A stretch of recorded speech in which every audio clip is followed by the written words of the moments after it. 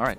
Hello, everyone, and welcome to yet another episode of The Problem with Reading. I'm Brevin. I'm Steven. And I'm Sam. And we welcome you here to yet another podcast from the apocalypse here in lockdown week, whatever. How are y'all holding up? I mean, I've lost all sense of time. What is a week at this point? Wow, that really had no following.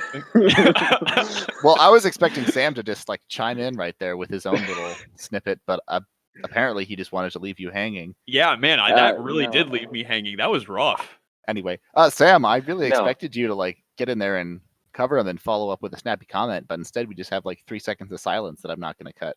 You got dead air. No, you better cut that. No, I'm losing my touch. I guess that's what's going on right now is we're kind of losing all sense of humor and I don't know, tact. So just it's the apocalypse. What are you gonna do? We're losing the ability to relate as humans, as it were. Yeah. I mean, what are you going to do except for obviously become an alcoholic? Speaking of that, Steven, what are you drinking? Well, I guess apropos, I am having a bit of white wine. It is Bright Week, and I can drink alcohol again. Oh, enjoy that all you can, Sam. Oh, buddy, I will. Oh, I'm drinking some coffee with oat milk. Wow. Okay. Oat milk. Well, I know. To be fair, I've had coffee with oat milk before. It's actually not bad. I mean, I'm not. Milk. It's delicious. I'm not criticizing the oat milk. I'm just saying, drop a shot or two of whiskey in there, my man. I know. I mean, so young. I have got work tonight, and so it's coffee at 7 o'clock. Yeah, buddy. Yeah. Long night studying. All right. As for myself, I am having some lovely Sam Adams 76 lager. Good times from the city of Liberty, currently in lockdown. Yeah. Ironic. Yeah. But anyway, let's get right on with the show. This episode is the kickoff, as it were, to our newest reading series. After our last fun times with After Virtue by Alistair McIntyre, we are fully prepared to endeavor on another several hundred-page book. Sam, what was the page count again? Page count is 462 pages. 462 pages. All right, and Steven, what's our title? The title is The Master and His Emissary by Ian McGilchrist. And Steven, I do believe we have a sponsor for this particular reading series, do we not? Yes, we do indeed. Our good friend Zach reached out to us and mentioned that The Master and His Emissary is an excellent read, and he'd love for us to do a take on it and offered to buy the books for us. So thanks a lot, Zach. Thank you, Zach. Yes, indeed. Thank you, Zach. We shall hope to do the book full justice. And now that we've read McIntyre, we know what that is. Sorta. Maybe. We could have just read Aristotle. I mean, that's true. Really, we should have just gone back to the source. But at least now we know why no one knows what justice is. Good. Yeah, at least, yeah. At least we know why we can never agree. So can we actually do it justice, given that we are living in the modern age? That's a good point. I mean, it's almost like we're living in an era where we've forgotten to have ethical conversations. And so therefore, we're going to dive into a book that deals with ethical issues. Yeah, well, ethical issues and the disasters of modernism and postmodernity. So, I mean, hey, at least it's apropos. Oh, I was going to say, Brevin, you did forget one other important description. What's the font size of this book? Oh, it's tiny. Very tiny. It's very tiny. So you know how there's 12-point font, which is maybe a little too big, and it's 11-point font. It's that's pretty professional. And then there's people who just make their font size 6, just so they could say, hey, look, the font size is 6, and the book is 460 pages. Was 62. It? 62. And 62 pages. And that's not counting the endnotes, which this thing has an endnote section that rivals Infinite Jest. So this is a monster, to say the least. But we will do our best to make it snappy and succinct. And the way we'll do that is by moving right along into the preface and introduction. We're actually going to skip the preface because it's more of a look back on the 10th anniversary edition. So we're going to skip that and come back to that right at the end, perhaps. But let's hop right into the introduction of the Master and His Emissary. The central question of this book is, what is the relationship of the structure of the brain to our consciousness? And Ian McGilchrist focuses on one particular element of the structure, which is the difference between the right and left cerebral hemispheres. And his thesis is just that the structure is important, that it tells us something about how our consciousness emerges from the physical brains that all of us humans, most of us humans, there are some brainlets among us, not going to name names, but that all of us have. So in regards to the right and left brain, I'm sure we've heard a lot of pseudosciences and cheap comparisons, right brain creative, left brain logical, right brain female, left brain male, et cetera, et cetera. And Ian McGilchrist wants to go through and just debunk and say most of the ones you've heard online are probably extremely wrong. They're not based in science. They're based on gross generalizations and oversimplifications. And his goal in this book is to look at what the actual neuroscience says, what we can actually determine via studies of various kinds, including people who have had various lobes of their brains impaired or destroyed via accidents. And all these reveal certain functions, distinctions, emergences that differ between the right and left that do tell us something about the structure of the brain and therefore, Ian argues, about our consciousness itself and our perception of the world. So his book is an attempt to dispel the inaccuracies, lay out the science as we know it, and then explore what that could entail for our consciousness. And there are some obvious things about the two hemispheres, right and left. That the hemispheres are contralateral, meaning that they do motor control for the opposite side. And as Ian tells it, there were some discoveries that sparked interest in the right and left split in the brain, such as the left being more associated with language, the right seemingly with images. But then later science revealed that both sides do both activities for the most part, that there's a more overlap than there is difference. And so interest dried up. The sides seemed redundant for the most part. However, he argues that this is wrong. And his book is an intervention back into this field that has been, he argues, abandoned somewhat, or at least has lacked a comprehensive thesis that he attempts to provide in his overview of the current research. He says, quote, "There is literally a world of difference between the brain hemispheres. Understanding quite what that is has involved a journey through many apparently unrelated areas, not just neurology and psychology, but philosophy, literature, and the arts, and to some extent, archaeology and anthropology," end quote. His thesis is that because of the asymmetry of our brains, humans live in two fundamentally opposed realities, two modes of experience that in addition to cooperating are engaged in his terms, a power struggle for our civilization. A key mistake that many people make, Ian argues, is that thinking of the brain as a machine makes them concerned with what it does. But the key is that the difference between the right and the left hemispheres is not what it does, but how it does it. And for our consciousness, that means two different ways of being. To paraphrase, a central theme is the importance of our disposition to the world and one another as being fundamental in grounding what it is that we come to have a relationship with. The kind of attention we pay to the world alters the world. We are partners in creation. So to go briefly back to the brain's structure, the differences between the right and the left hemispheres are not absolute, but he points out that small differences over long periods of time and in aggregate make huge differences. In addition, there's reason to believe that the brain gives control and resources to whichever side does said tasks it assigns efficiently. So over time, small preferences given to one side means that one side and its way of interacting with the world can get built up and patterns can be established at the expense of the other. And he takes the point that the dichotomy, for lack of a better word, between the right and the left hemispheres are not universal. There are many people who are the exceptions to this rule. There are many structures to the brain that diverge among human species with, as many divergences as they have. But it is extremely typical, something on the order of 95%. So while his book is not completely universal, he argues that it covers a sufficient amount that understanding the patterns of consciousness that emerge from the structure of the brain, from the asymmetry of the brain, is sufficiently important to devote our attention to in terms of the effects downstream of that. He tells the story of the Master and His Emissary, from which he draws the title, a short story that Nietzsche writes about.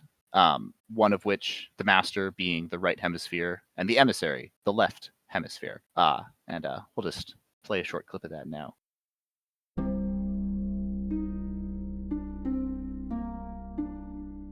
There is a story in Nietzsche that goes something like this. there once was a wise spiritual master who was the ruler of a small but prosperous domain, and who was known for his selfless devotion to his people. As his people flourished and grew in number, the bounds of this small domain spread, and with it the need to trust implicitly the emissaries he sent out to ensure the safety of its ever more distant parts. It was not just that it was impossible for him to personally order all that needed to be dealt with. As he wisely saw, he needed to keep his distance from and remain ignorant of such concerns. And so he nurtured and trained carefully his emissaries, in order that they could be trusted. Eventually, however, his cleverest and most ambitious vizier, the one he trusted most to do his work, began to see himself as the master, and used his position to advance his own wealth and influence. He saw his master's temperance and forbearance as weakness, not wisdom, and on his missions on the master's behalf adopted his mantle as his own. The emissary became contemptuous of his master.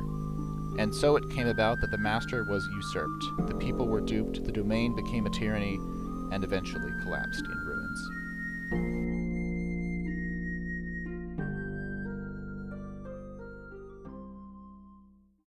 So that will be the overarching theme of this book, which has two sections. The first is the neuroscience, which we'll buzz through just about as fast as we can. Given that none of us has neuroscience credentials, background, or interest in gaining either of those to the degree to which our commentary would actually mean much, we'll give you the best bits of the science portions and then move along. I mean, to be fair, I did have a chemistry class in undergrad, so I feel pretty qualified myself. Oh, well, pardon me. Yeah, I know, right? I'm pretty professional. I mean, I've been to a couple of epistemology lectures, so and they mentioned the brain at one point in one of those. Mm-hmm. And I considered very briefly becoming a biochem major and going into pharmacology. So, I mean, really, I just want all scientists right now listening to us. I want them to feel how we feel whenever a popular science will try to disprove some philosophy bit. Yep. That's it. Well, anyway, we'll go through the science. You can trust us, and we'll pull out the most juicy elements for you. As for part two, in which he dives more into the arts, literature, philosophy, anthropology, archaeology, as he promised, I have no idea what that part of the book looks like. So I'll have to tell you once I get there. But from the rave recommendations from several sources, I expect it'll be quite the good time. So I think we'll give that more of our attention. So boys, how we feeling about this? You know, I really am looking forward to this this book. I've been told by a friend that I trust his opinion pretty well, and he highly recommended this book. So I'm getting excited about it. Also, I kind of made the joke, kind of scientists, they're constantly trying to invade philosophy, and I'm really impressed with this guy, and he seems to have a fair amount of kind of respect for the fields that he's about to engage in. He's kind of fully come up front and is like, yes, I am a neuroscientist. I am going into these fields. I have tried to do my due diligence and do all the research I can. I am not what could be called an expert in these fields, so I welcome criticism from experts in these fields, and I hope that they help me push this forward. Which I really respect, that sort of kind of academic humility that he's bringing to the table. I really appreciate how he allows for both ways of meaning. He allows for you to both obtain meaning through philosophy, and he acknowledges the importance of philosophy in actually applying these kinds of ideas, but he's also quite confident in the ability of science to explain a lot of it. I know lots of philosophers kind of dismiss science or don't necessarily engage fully in where our scientific literature is today, and he's trying to combat that. And I think that this book was quite successful in doing so, where he is able to incorporate very cutting edge ideas about neuroscience, about brain structure, and then apply them in a philosophical light without feeling like he's just mashing two fields together needlessly. So I'm really excited for that bit. I think it's very true that many philosophers don't bother to engage where science is, in its limited capacity and its, very particular ways of knowing what it can tell us about ourselves. But I also have to say, the absolute worst thing that I can think of is a philosopher with a few science facts that they think are the most important, that they then try to apply to everything. And I'm pretty sure I've had a rant about this, and Sam knows exactly what I'm talking about. But anyway, I do. Yes, that's the worst. So anyway, it appears in McGilchrist is doing his level best to avoid both of these things. Mm-hmm. Just hearing a scientist decry the absolute inanity of scientism, it was just such a sweet relief. Indeed. Mm-hmm. Yeah, he's also got a very interesting history. And again, this is literally from his Wikipedia page, but he's done a huge amount of things. He started with English, actually. So he read for English at New College in Oxford, and then he switched to medicine, went to Johns Hopkins for neuroimaging, and then he was elected as a fellow at All Souls College in Oxford. This guy just Dang. checks all of my favorite boxes. Johns Hopkins, Yes. Oxford, All Souls. Geez. Yeah. No, and so I mean, if you're a fellow at All Souls, you're automatically brilliant in every area, and I think that he definitely earns that in the introduction. So Yeah, for sure. It's a strong opening. The more I read, the more excited I got about this idea. His idea really is a reasonable one, that the structure of our brain, like that is what is presenting to us the world. That is the medium through which we're observing this world. And if the medium is divided and is presenting us two different methodologies of approaching the world or of observing the world, then yeah, that's going to impact everything about us. That's going to impact our both of our epistemology, but arguably even our metaphysics. And this strikes me as a very important topic that will indeed allow us to know a lot more about ourselves and the world in which we inhabit. yeah, I mean, I agree with you there, because what he's saying is that, I mean, and kind of he inferred what his critique is going to be later on, is that he's saying that these two parts of our brain evolve in concert with each other, that they evolve to work together, and so they work together by giving two slightly different perspectives and operating through two slightly different means and having different strengths and weaknesses. Now, those strengths and weaknesses are, as he says, opposite of what pop neurology wants us to believe, but there are differences. And so what his critique is that today we are ignoring those differences and we're not working together with them, but rather we are focusing too much on the pull of the left side of the brain, and that's leaving us incredibly vulnerable. Which I think he brings up, he starts hinting at it pretty early on, and it does.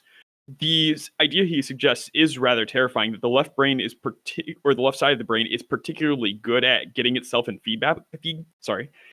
getting itself in feedback loops, such that it likes recreating the world as it sees it, and in so doing, it's able to observe the world in that way, and then it's able to recreate it more that way, and the vicious cycle keeps on going. Whereas the right side of the brain doesn't really do that.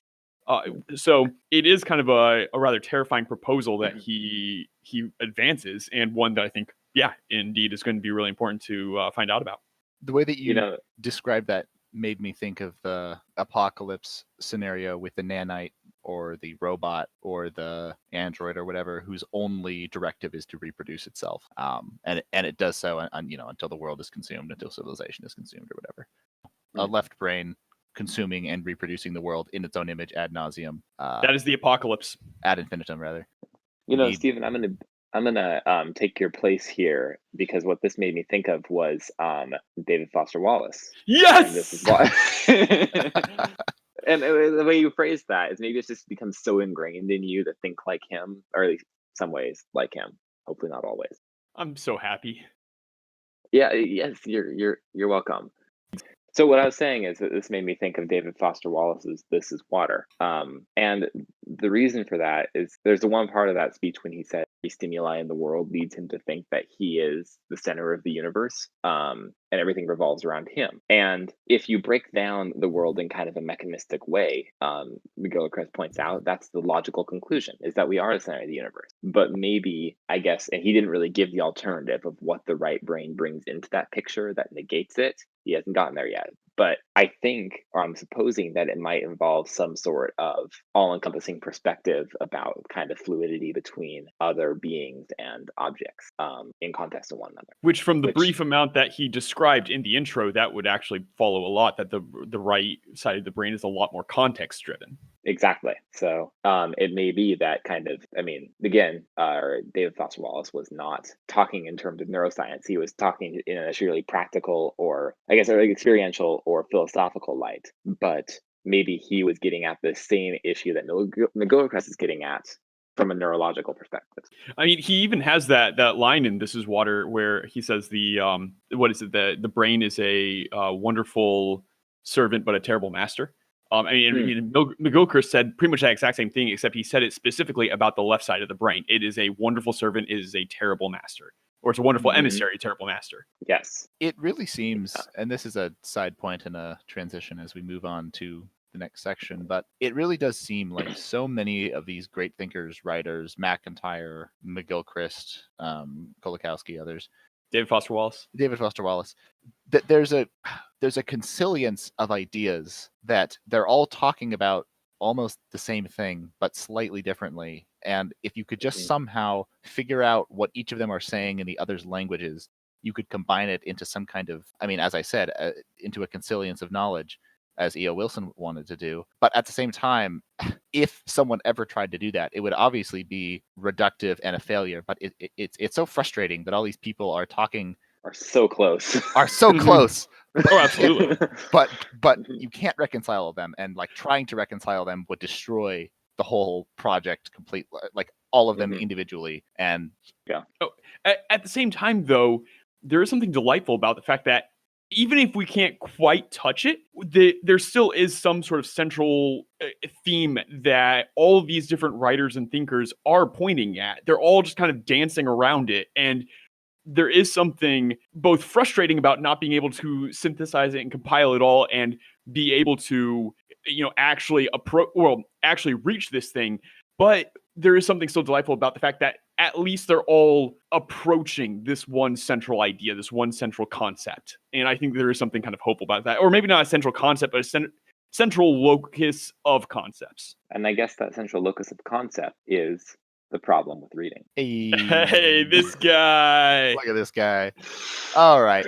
Well, Brevin, I know that we might be running short on time. Would there be a chance that I could record a couple quick, not critiques, but concerns with the intro? Oh, absolutely. Oh, yeah, Go for sure. it. I think that's definitely going to be a good piece to do. Okay. Well, I have two kind of concerns, and then maybe one piece to add. Is the first piece is that Brevin, I'm not necessarily sure that he didn't talk, at least in what I saw the intro, it didn't seem like he talked too much about consciousness, but he was more general when he was saying that the structure of the brain leads to meaning. He didn't necessarily specify what that meaning is yet. And so I guess I'm not fully sure that he's going to be talking about consciousness as much as just ascertaining meaning about our human experience.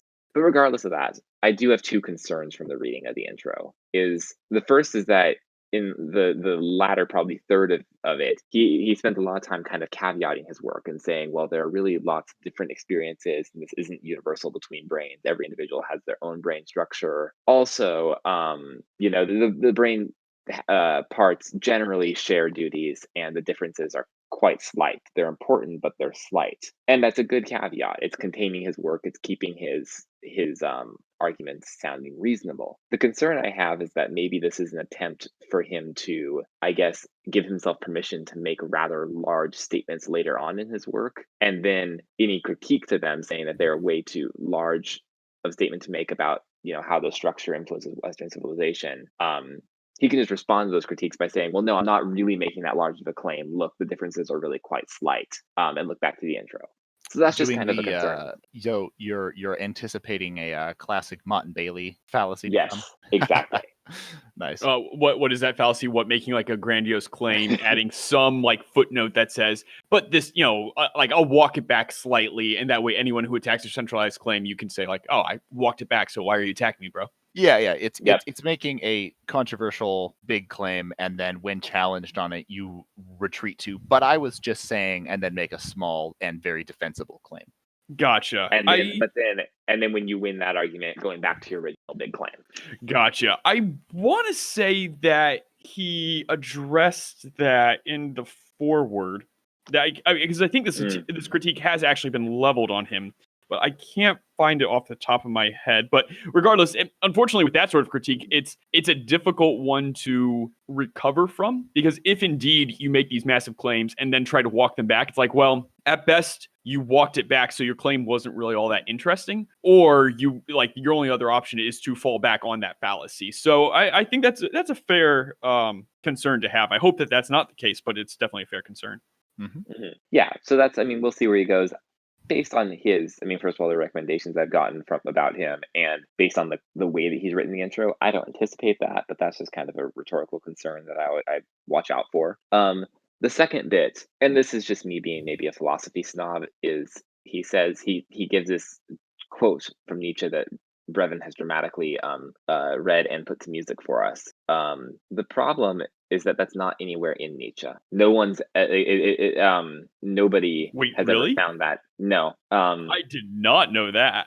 Yeah, and I was concerned because I read that. I'm like, oh, interesting, Nietzsche, fun. And then there was a reference to the footnote section. I went there, and the footnote was, let me just find it. You can cut this, finding it out. And this is literally me being just very maybe OCD or particular. Yeah, he says very roughly footnote indeed, is- and I cannot remember where. And I cannot now remember where. It turns out it's nowhere in Nietzsche. Nobody's ever found it in Nietzsche. Wait, so he couldn't just Google it and find it? Or slash find out that it wasn't Nietzsche and then say, hey, this is a quote I found somewhere, forgot who it was, so if it's yours, let me know. Yeah. So there is that problem. It's like, as I am excited to read it. I like everything that he does. I'm just going to call out the sloppy attribution in that point. You like everything he does except misquoting Nietzsche. Except misquoting Nietzsche, because That's definitely fair. Nietzsche was incredibly. He's got a consistent and powerful corpus, and to add something into it is to alter that. It's just not necessary. It's not necessary. And also, it doesn't sound like Nietzsche when you read it again. I mean, the parable, like, Nietzsche does do a lot of parables and stuff, but yeah, at the same time, it really isn't, like, related to any work Nietzsche does, arguably. Also, like, none of the characters in this are really characters that Nietzsche would have upheld or partially critiqued. If anything, he would want us to be the emissary, right? I mean, yes, but the emissary is painted as the bad guy. Yes, yeah. So what I was seeing on different pages online was people were saying, well, it's probably some kind of like Chinese proverb, or some proverb from somewhere that he picked up. Maybe it was German and he somehow attributed it to Nietzsche. We don't know, but it definitely is not Nietzsche. Good to know. Concerning your critique a la consciousness, at the very least, I appreciate the fact that he is very harsh on the view that consciousness is a myth, which was a nice little stab at Daniel Dennett. So I at least appreciate that he's not going to go and say, oh, by the way, consciousness is pop psychology. Yeah.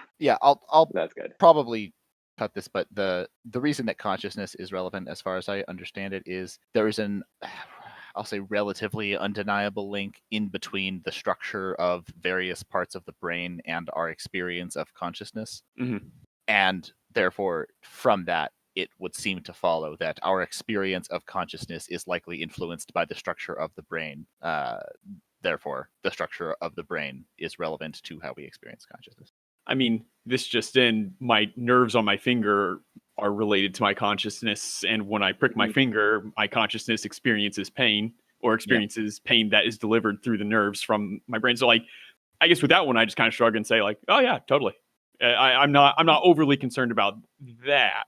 Yeah, unless I'm missing something. Anyway, so I'm going to go ahead and cut probably everything in between someone speculating that he got it from a Chinese proverb and do my transition here. Fair enough. Although I do like the, I may cut this later. It reminds me of the, like, new photo, may take it down later. Photo felt cute. Might take down later. Might delete. Yeah, might delete. Okay, you know what? God damn it. See, because I don't know what I'm going to cut, so I don't know what my transition's going to be. You can record your transition later. No, I can't do that.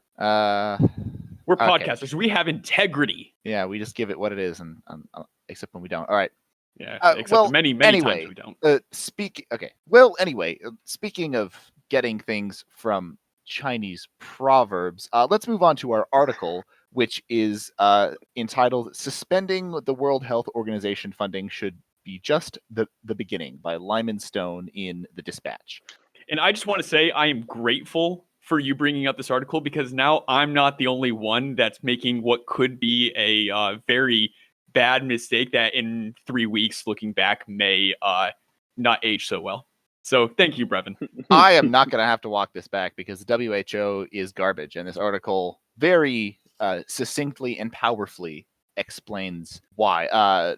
For our listener, over the course of our reading series, we will likely be truncating our normal 3-article section into a single article by a single lovely host or co-host to keep this a little bit more snappy and give us more time to focus in on the readings. So for this article, as stated before by Lyman Stone in the Dispatch, I don't want to run through the whole thing, but there are a few things in this article that I thought you don't see in the usual discourse that Lyman gets at as an economist and statistician who studies China and such. And the sort of impetus behind this article is that Trump, of course, President Trump, announcing the suspension of U.S. funding of the World Health Organization, which Lyman concludes is long overdue, given that the WHO has been a, quote, ineffective and wasteful organization in desperate need of reform for at least a decade. Trump should go further, going on the warpath against this organization and committing to reforming on it one way or another, end quote. Obviously, whether or not the leaders of our country have the fortitude and commitment to follow through on this beyond the funding is beside the point, but Lyman thinks that reform is desperately needed. And the first thing that he strikes at, which I think is just very helpful, because I listen to a lot of politics podcasts, and on a lot of them, you hear this just sort of line, almost like a mantra, when one is left, right, and center, which I enjoy quite a bit. And on the latest episode, released last Friday, the person standing in for the left was commenting on Trump's defunding. And the only line that she had about it was, "I don't think we should be defunding the WHO during a pandemic." And there wasn't any particular defense of the WHO. There wasn't any saying, and the impact will be X, the impact will be Y. It was just World Health Organization. That sounds like a thing that we should fund during a pandemic. And so Lyman's first project is to sort of debunk the image of the WHO that most people have in their minds, which is they envision this international legion of doctors who fly into crisis hotspots and address needs. But as he points out, that's not actually what the WHO is. It's basically a vehicle. It's like a communication and conference organizing vehicle that brings together various researchers for conferences every year and spends 5 to 20% of its budget on travel expenses alone. So much of its work is simply exchange of information, which can be good. However, that exchange of information, one, doesn't happen at the speed that a response to a pandemic actually needs. In other words, it's more background work for either long-term projects or things that are less urgent. And the other issue is that much of the information that came out of the WHO, especially as it was trialed by fire in this COVID-19 pandemic, was misinformation, often politically motivated. So Lyman says that the exchange of information that the WHO helps is useful and beneficial. But especially as we've all recently learned, it's not totally clear why it couldn't be done just as effectively over Zoom as opposed to spending $600 million on travel expenses to fly people into Europe. Furthermore, the leadership of the WHO is incredibly suspect. The current Director General of the WHO apparently continues to assert that 3 separate outbreaks of cholera in Ethiopia, his home country, under his watch were not cholera at all, but simply, quote, acute watery diarrhea, end quote. And Lyman concludes that his active complicity in covering up not 1, not 2, but 3 separate outbreaks of an extremely dangerous disease brings up a lot of questions about the efficacy of his leadership. The previous head of the WHO, Lyman argues, was just as bad, who was representing China and called North Korea's healthcare system, quote, something other countries would envy, and also said that their lack of obesity was a big plus for the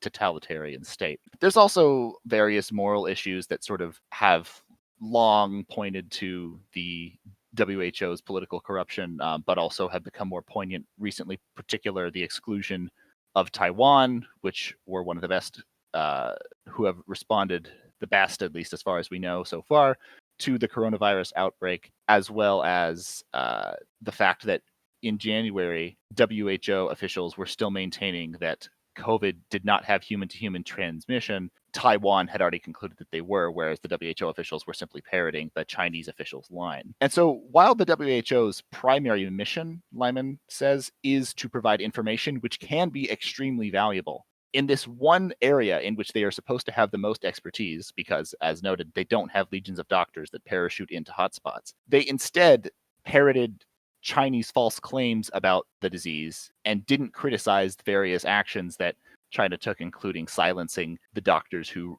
raised the first alarms. So the long and short of it is the WHO is first and foremost supposed to specialize as an information and communication organization, but in the one area in which it's supposed to do well, it has utterly failed. He says, quote, "The popular image of the WHO is simply wrong. It is not a crisis response organization. In a moment of crisis, the crack team of doctors flying to the rescue will come from Doctors Without Borders, which has 5 times as many staffers and a travel budget a third as big, not the WHO. The WHO will send a team of suits to stay in a nice hotel and act as government consultants, and then show up with a new vaccine a year after the epidemic is over." And so he concludes that defunding the WHO is fine as long as it comes with the conditions of allowing Taiwan back in, resignations of all the senior staff who bungled the COVID-19 affair, that they stop parroting Chinese lines, such as endorsing Chinese traditional remedies as a treatment of the virus, shutting down the Chinese government propaganda rumors that the virus originated outside of China, such as with the US military, and speed up its one essential task, which is reporting. The short version is that it's a suffocating entity that crowds out better voices from speaking. So at best, currently, the WHO is an opportunity cost, and at worst, it's a huge political misinformation liability. Yeah, this article did have quite a few very impressive bombshells and gut punches to the WHO. The one that really got me was Taiwan, where again, like with all of the kind of ostensible corruption in leadership and like really questionable leader that tries to insist that a cholera outbreak isn't a cholera outbreak, at least you might be able to hand wave and say like, well, but they're just there for information spreading, and maybe they helped us out with information spreading with COVID. Like maybe that's why, social distancing started getting enforced and all that. And then you read about Taiwan, begging them to take this seriously, and the WHO just kind of waving them away and saying, no, you're not a member, so you're not allowed to handle this. Especially like Taiwan was on top of this thing. What was it, 2 months in advance, or 2 months ahead of everyone else? They said January 25th they'd placed extreme travel restrictions before anyone else. Right. Okay. So maybe not 2 months, but a month, or about a month and a half. Well, regardless, Taiwan was well in advance of everyone. So yeah, it's kind of shameful that the WHO did not cover that. Mm-hmm. Yeah, I mean, I enjoyed this article as well. It definitely, and I mean, this is something about the Dispatch that I've liked since in its short lifespan, and obviously it's run by 2 individuals who I have followed for a while and greatly appreciate, being Stephen Hayes and Jonah Goldberg. But this article kind of seemed to give some kind of meat to the critiques of the WHO that I've been hearing for a while. Mainly circulated by like more bombastic right wing kind of talking heads basically, and I'm not, I guess I just kind of passed by those because I hadn't assumed they had much credibility, and this kind of gave a little bit more meat to that and some more concrete examples beyond just its bureaucracy. It's a transnational organization, therefore it's bad. Let's get rid of It's it because globalist, America. blah blah blah. Yeah. This was actually, I mean, and I like the end of it where he kind of gave some realistic policy solutions and was saying, look, I mean, this defunding, especially during a critical time, this can be really good to be able to bring about some necessary change. I think that's a great political move to make. The problem is that I don't think that Trump is ever going to do any of those things. And I don't think it's realistic that I can't imagine anyone in the United States administration who would step up and say, we want these, any one of these reforms to happen and we'll return the funding. I just don't see that happening. Yeah, I concur. Although I'm not necessarily in agreement with it being a good political move now. I mean, if anything, it seems to paint Trump as the bad guy that's like actively working against global attempts to calm COVID-19. It's like, this is the one, Yeah. like, especially to popular perception, the WHO is like hugely, or is vastly superior to other organizations, and is like the crack team of doctors that are going to take care of this. And Trump has just said, yeah, I'm going to eliminate that crack team, by the way. Even if that is incorrect, that is not what public perception is. And I'm skeptical on how many people would actually inform themselves of that. Well, like, to shift to the political even more, I mean, it might be a good political move because it speaks to his base who already are skeptical of WHO for globalist, for anti-globalist and kind of pro-America points. And so he doesn't need to demand reform, because him just ceasing funding is enough to energize that crowd to say, look, this is our guy who's going to stand against the evil globalist empire. Now that's fair point. So wrong reason, but still arguably right effect. Well, maybe right initial response, but I think that without the funding, without the conditions, I think it's probably the wrong response. Oh, right. Yeah, it's not good to just defund the WHO. It's defund them and then say, hey, here's how you get the funding back. Get rid of these clearly corrupt leaders. Start, enforcing a budget that isn't 20%, cushy hotels. Let's, get your crap together and we'll give you the money back. I more or less agree with that assessment. The only caveat that is my thought that wasn't in the article is simply that there is the active question of how much the WHO is an opportunity cost in terms of a organization with international legitimacy to speak on topics like this. Because right now, if you look on every YouTube video that mentions COVID-19, if you look on every Facebook news post that does stuff about COVID-19, there'll be a little banner underneath that'll say, here, go to the WHO's website to get accurate information.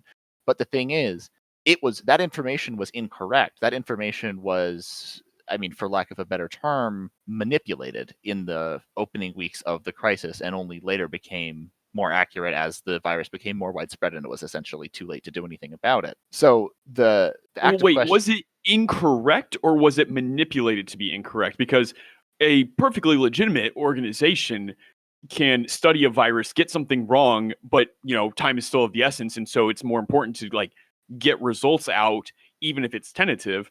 And then eventually you realize, oh crap, we were wrong. Here's actually what the facts are. If not incorrect, then it did not do due diligence in terms of the information it was receiving from Chinese sources. I see. Okay. More, paying obeisance. What is that word? Paying whatever. Just taking it for their word. When more due diligence was needed, especially with doctors being disappeared and such. I see.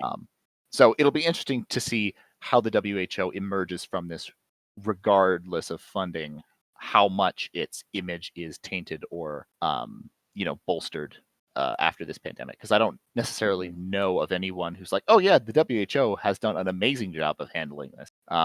So anyway, it'll be interesting. Yeah, that is interesting, and that's kind of, I guess, maybe my pessimistic concern is that we have an opportunity here where we've got, like Steven said, kind of the trial by fire moment for the WHO, where it's going to get tested. And it's being tested right now, and it's clearly failing. And even the failures with Ebola and Zika were kind of, and cholera in what was it, Haiti, were kind of able to be brushed under the rug because they were more geographically contained. This is a worldwide crisis where it's mishandled it on multiple levels. And so I think that, like you were saying, I think that, if things went on as normal, we would walk out of this crisis and one thought in most people's minds would be, why did WHO handle it in that way? As it stands right now, with Trump just defunding it without much of an explanation, now we have two camps. We have people who feel like because Trump did that, they have to defend the WHO because Trump did it, so it's clearly wrong. And then we have a camp who, because Trump did it, it's correct. And we have nobody looking at the actual impacts of the WHO and seeing, well, it's an organization that we should have. We just need to reform it in a few ways. I guess my pessimistic take is that nobody wins from this. Yeah, I think you're correct in that diagnosis of that situation. Any sort of move by Trump in this case, generally any sort of move by Trump, period, yields one of two results. His followers just, foaming out the mouth saying how great he is, and then his detractors foaming out the mouth saying how evil he is. So there's almost part of me that's just throws my hands up in the air and it's like, why offer any explanation? Because his followers don't care, his detractors don't care, and there's a few of us that would like to have reasons behind his actions, but that politically, I'm guessing that there's not enough of us to offer us any reasonable explanation. Yeah, exactly. I mean, and that's what the Dispatch is trying to do. Like that's their whole mission is they're like, look, we're a group of conservatives who want to be able to talk about current events and talk about the news and share stories that are interesting to us and we think are valuable, and not through this lens of everything having to support Trump and be all about Trump constantly. I really like that project. This is a new magazine? No, Yeah, I so haven't it's seen this. okay. The Dispatch, a little plug for the Dispatch because I think that they're good and maybe our listener might enjoy them. It's so Jonah Goldberg left National Review last year, and he joined up with Steve Hayes, who used to run. I always forget the name. One second, and we'll splice this out. Weekly Standard? Weekly Standard. National Yep, Journal? that was it. It was a Weekly Standard. Stephen Hayes used to run the Weekly Standard, and the Weekly Standard closed down about 2 years ago. And so him and Jonah Goldberg have gotten together along with a few other people. David French is in on this. And they're all doing this new project that's online, and it's a magazine run. It's like conservative news, but by a bunch of moderate conservatives who are also former never Trumpers. Nice. So, I mean, they're conservatives as conservatives should be. Like they aren't. Because I feel like the Conservative Party has somewhat morphed, and it sounds like these guys are kind of trying to say, hey, let's get this back on track. Exactly. And that's their whole idea is like, let's see if we can create something new that's an alternative, basically the polar opposite of Fox News, instead of just being stories to bolster currently existing views that you have. These are stories that might be interesting to you and might be things that aren't necessarily picked up by mainstream media, just because stories that are interesting to conservatives might not be the things that are interesting to mainstream media. But they're also coming from a variety of perspectives and kind of different sub views under the banner of conservatism. But I guess it's still written by conservatives. So it's I don't know. I don't know exactly how to explain it, but I think it's a good project. I think it's a worthwhile project. I'm also really, really not sure if it's going to make it. Well, I'll definitely be giving it a read, and yes, indeed, our listeners should give it a shot because this article was, as much as I made fun of it at the beginning of it, it was quite well written. So yeah, definitely give it a check. Yeah, check it out. But also, part of the problem is that you can see a few free articles, but they're mostly a subscription service. That is unfortunate. Yeah. This one particular article was free, which was nice, but. Well, listener behind the scenes, Brevin appears to have dropped off of the Discord, but he's told us to nobly sojourn forth to carry on the good fight. So we are going to carry on to rants. Sam, what have you got to rant about? For rant, it is basically, I have a problem with the word problematic. And what I mean by this is I had a conversation with a group of fellow philosophers at my school via Zoom. We have these bi-weekly meetings where the philosophy department and any interested students get together and talk about philosophy. And it's good fun. It's excellent to see old friends, professors who I love, and it's always a good time. But this last week, I guess I was incredibly frustrating because we asked the question about whether you can separate art from the artist. And every single response was dealing with, well, how problematic is the art? And after about 10 minutes into the hour that we ended up discussing this for, I realized there was nothing I could say because the phrase problematic was so reductionist in its arguments that it made it impossible to have a discussion. So I guess my only rant is how frustrating making objective claims with the arbitrary label of problematic on them really can shut down intellectual discussion and productive debate. That's my rant. That so very well resonates. Actually, at my old house with my roommates, it was very quickly established, or not. Over the period of about a week, I decided that the word problematic was a banned word in our household due to the fact that one of my, at the time, dearest friends had come to visit and stay with me for about a week. And this friend was getting a master's degree and in sociology, and boy, was I looking forward to talking about all these sort of issues and whatnot, but very quickly found that pretty much any opinion I offered at all was immediately deemed problematic, and that just ended the conversation, which was honestly a really saddening thing, because like there are certain things where especially if you are an expert in the field and you have insight into it, I would love to have a conversation and try to figure out different stuff. But yeah, I mean, if you're just going to short circuit any sort of dialogue, well, that's not helpful. That's not edifying. So yes, I very much agree. Mhm. The word problematic is it's just a garbage word used to short circuit conversation. Yeah. And I mean, the most frustrating part of this conversation, and it was almost humorous, was a group of philosophers decided that Kant, well, not decided, but the debate was, is Kant too problematic to read because of his racism? Good night. And is Aristotle too problematic to read because of his racism?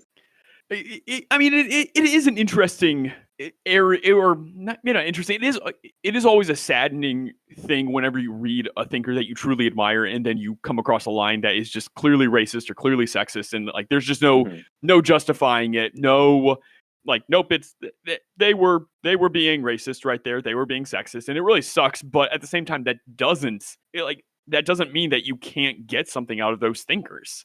And No. to just wipe away Aristotle because he thought non-Athenians were not good, like Yeah. that is not helping. Exactly. And that was kind of where I got with it. And one professor, made a good point. Or made the argument like, well, maybe we're gonna look back at us, and he's like, will somebody look at my work and say, maybe he has good work, but man, that guy ate meat. So like, can we really, you know, is he really too problematic? And I was like, yes, that's exactly the point, is that our standards of what's problematic and not are subjective based on the time that we're living in, and the standards that are constantly evolving, and in many areas are evolving for the better. But then, and that was kind of my moment of hope, but then it was quickly pushed aside where he's like, but we're just not, I mean, he's like, as much as I love Aristotle, we're not going to take those parts of him and give him any kind of look. Which, I mean, to be fair, let's not Mhm. take the racism of Aristotle or of Kant. Let's not take the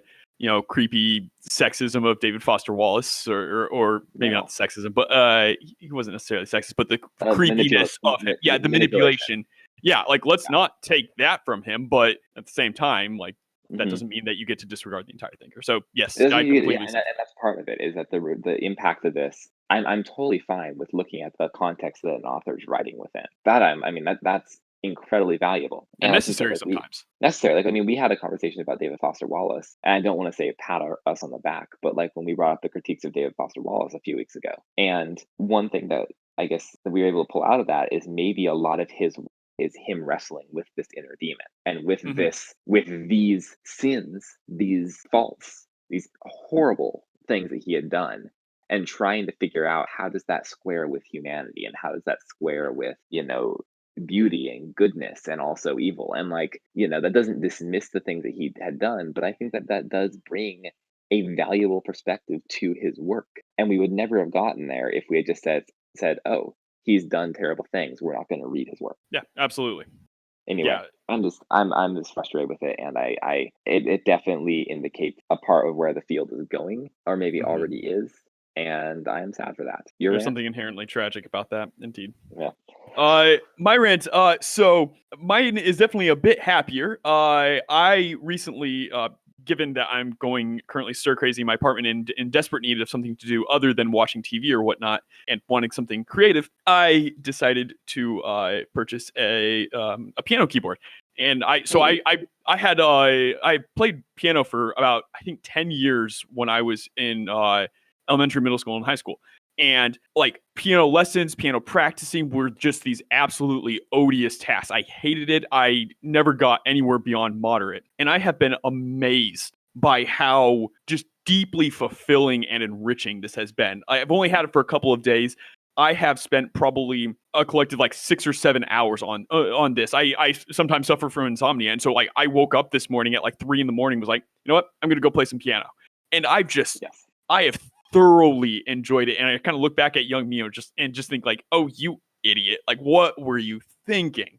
So man, like this has honestly been quite delightful. I think to be fair, in part, it's because I also now get to pick the sheet music. And so I get to just pick stuff that I think will be fun. As great as like Bach and Beethoven and Mozart are, like they're not quite as stimulating for a young middle schooler, but like being able to play movie soundtracks, for example, like maybe a little bit more entertaining, at least for first kind of foray into it. So I don't know. I've thoroughly enjoyed this. That is awesome. Like, so, Stephen, you knew I was minoring in music. Piano, Yeah, right? that's right. Yeah. So so I've been living in apartments and dorms for the last 4 years, and my entire musical output has been going to the practice rooms.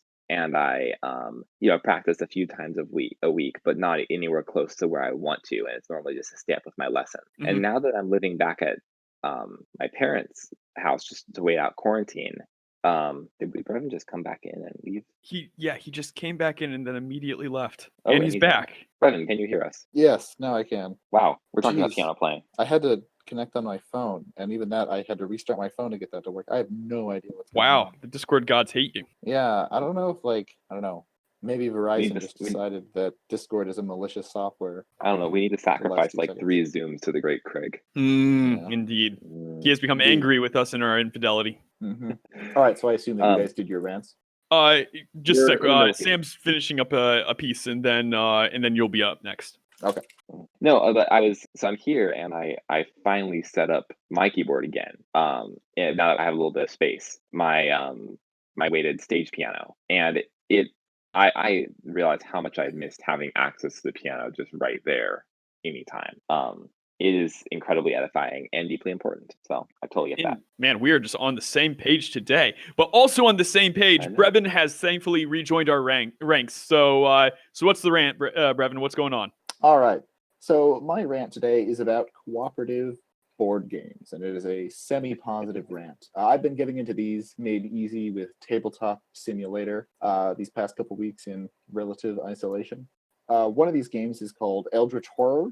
It's a pretty fun game, 1 to 8 players. You play as intrepid explorers fighting various monsters of the Cthulhu mythos and trying to save the world. And you can also play solo, which I did some of that today, thinking that, with a unified actor, no discussion, et cetera, I could move much more efficiently, move items around better, all that fun stuff.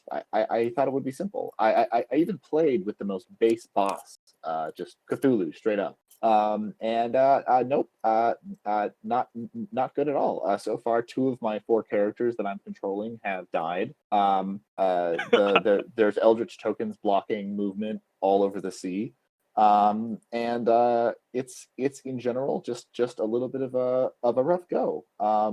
And finally, I'm also realizing that the win condition for the game probably doesn't even have that good of a payoff.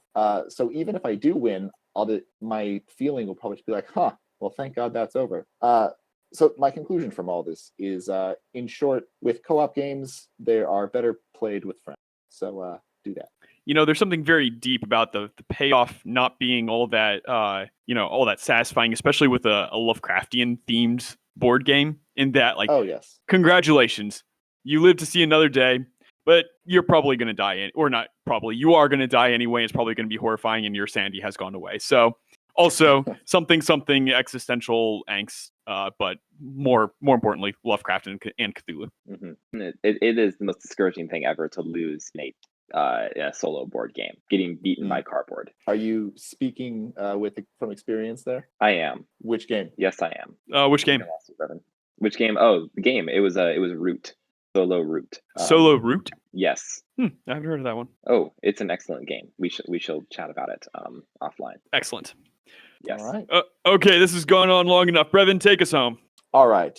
For everyone here at the Problem with Reading podcast, I'm Brevin. I'm Steven. I'm Sam. And we'll see you around, most likely. Probably.